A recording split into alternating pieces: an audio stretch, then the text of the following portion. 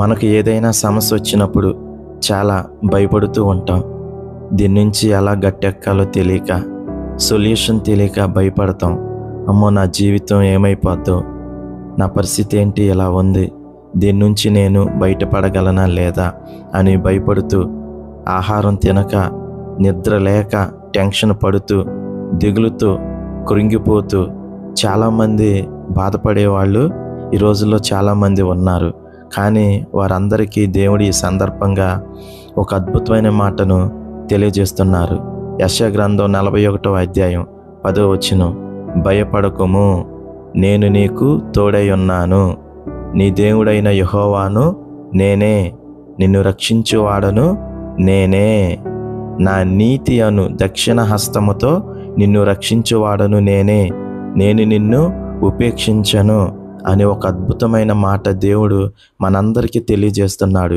కాబట్టి మీరందరూ కూడా మీకొచ్చిన సమస్యను చూసి భయపడకుండా దేవుని ఎడల మీరు విశ్వాసాన్ని ఉంచగలిగితే ఖచ్చితంగా దేవుడు మీకొచ్చిన ప్రతి సమస్య నుంచి కూడా విడిపించటానికి సమర్థుడు. కాబట్టి మీరు దేవుని యందు నమ్మకం ఉంచాలని ప్రభు పేరట మీ అందరికీ తెలియజేస్తున్నాను. ఆమేన్. మనకు ఏదైనా సమస్య వచ్చినప్పుడు చాలా భయపడుతూ ఉంటాం. దీని నుంచి ఎలా గట్టెక్కాలో తెలియక, సొల్యూషన్ తెలియక భయపడతాం. అమ్మో, నా జీవితం ఏమైపోద్దో, నా పరిస్థితి ఏంటి ఇలా ఉంది, దీని నుంచి నేను బయటపడగలనా లేదా అని భయపడుతూ, ఆహారం తినక, నిద్ర లేక, టెన్షన్ పడుతూ, దిగులుతో కృంగిపోతూ చాలామంది బాధపడేవాళ్ళు ఈ రోజుల్లో చాలామంది ఉన్నారు. కానీ వారందరికీ దేవుడు ఈ సందర్భంగా ఒక అద్భుతమైన మాటను తెలియజేస్తున్నారు.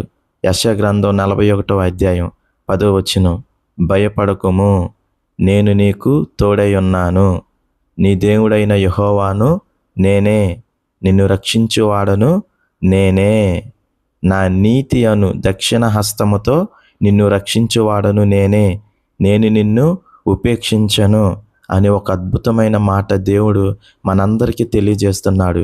కాబట్టి మీరందరూ కూడా మీకొచ్చిన సమస్యను చూసి భయపడకుండా దేవుని ఎడల మీరు విశ్వాసాన్ని ఉంచగలిగితే ఖచ్చితంగా దేవుడు మీకొచ్చిన ప్రతి సమస్య నుంచి కూడా విడిపించటానికి సమర్థుడు.